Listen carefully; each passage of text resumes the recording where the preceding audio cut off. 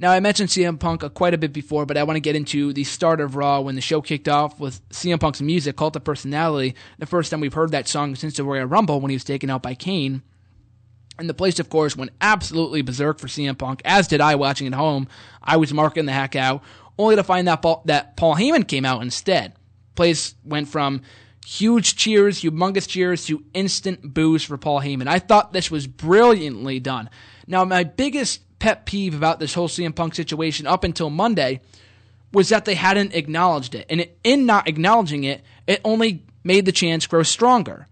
And now that they finally acknowledged it, there's really no point to chant for CM Punk and all that kind of stuff because they know he's gone. They made it quite clear to the people in the audience that might not know what's going on, the casual fans who hadn't been informed on this and probably just forgot that he was even there, because he's still technically under contract. He just hasn't been shown since the Rumble. But that being said, though, they did a great job of addressing the situation with Paul Heyman, talking about it and saying that CM Punk basically wasn't happy with the things that was going on in WWE and he wasn't happy with his current direction and stuff like that. But what I liked even more about this was that he let the CM Punk chants just chime in. He didn't try to talk fast, to talk over the chants like Randy Orton did a couple weeks ago. That's just asinine. You know people are going to chant even louder when that kind of thing happens. So Paul Heyman did the right thing, and no one better than Paul Heyman, by the way. He's best friends with CM Punk in real life, and they have an established history together on Raw, in the show, in the WWE programming. So, and he didn't bury CM Punk at all either. Despite being a heel, which was shocking, he didn't say anything negative about CM Punk. So it leads me to believe that maybe they will be aligned in some form or fashion when CM Punk eventually comes back. And he will be back at some point, don't get me wrong. He most definitely will be back. Definitely don't think that he won't be, because he will be, trust me.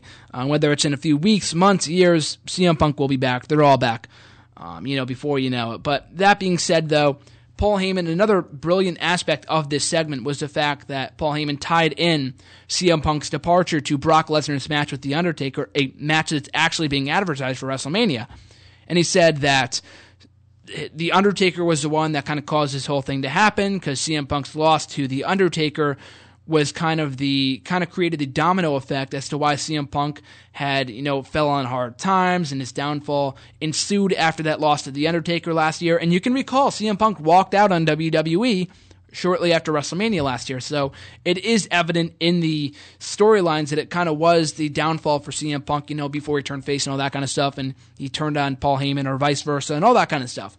So I love the fact that kind of tied those two things together, and Paul Heyman having another Paul Heyman guy against The Undertaker at WrestleMania this year, and saying that it is his number one goal to end the streak of The Undertaker, and he's going to have Brock Lesnar do it for him. Brock Lesnar cut a surprisingly good promo when he came out, to a good reaction from the Chicago crowd, before being interrupted by Mark Henry, who he once again dominated for the third time in the last 2 or 3 months, which is pretty funny. I feel bad for Mark Henry, but being the veteran he is, it's not like he was, Daniel Bryan or something. It could have been much worse. And it put heat back on Brock Lesnar after he was manhandled by The Undertaker last week, who wasn't on the show this week, The Undertaker, that is. So I don't know if he'll be on next week. I assume he will be. Hulk Hogan will be on next week, so I look forward to that. He has a WrestleMania announcement coming next week, so I look forward to that.